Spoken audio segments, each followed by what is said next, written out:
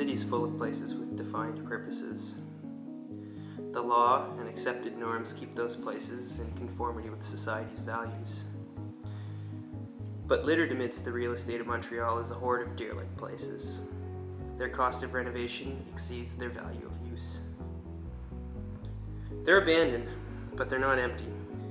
In some sense, spaces that society clearly does not value become margins in which people can freely express themselves in otherwise antisocial ways.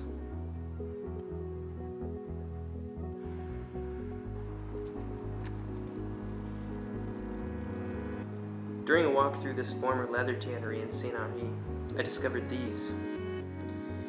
I went onto a well-known underground internet message board and posted a photo and an inquiry.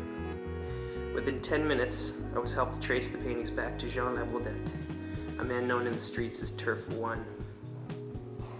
He's currently in France showcasing his work, while a month-long exhibition of his paintings appears in Fuse, New York, a gallery the New York Times has referred to as celebrity-packed. His art sells here in Montreal for several $1,000s per piece. So what's he doing leaving them laying around in destroyed warehouses? These places are massive, and they're all over the city. They're just full of weird old architecture, infrastructure, and machines, and people are using them for all sorts of interesting projects. Hi, welcome to Parc Sans Nom, Park with No Name. It's a special place because it was an abandoned lot by the Plateau Montréal Borough. I'm Jean-Pierre Caissie and I work with Derelict. You'll see later on a blue trailer. These are our offices.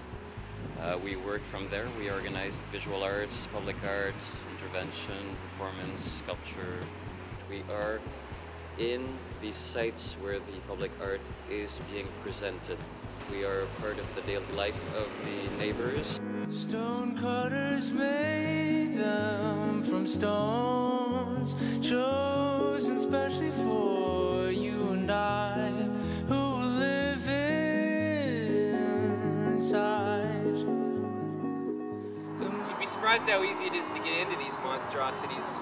I'm looking out over the city from the roof of this one, and just about anybody could walk right in if they knew where it was.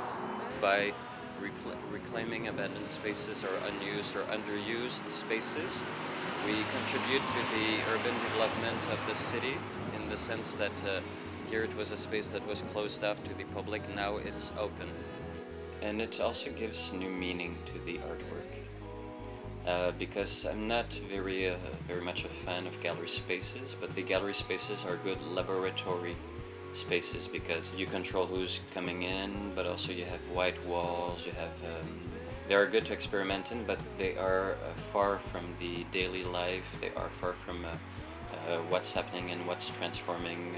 You could say we're far from the climate, we're far from people walking and not knowing what's art or where is art. So perhaps the use of art and installation in abandoned spaces can draw the public in, redefining those spaces and lending them social meaning and context.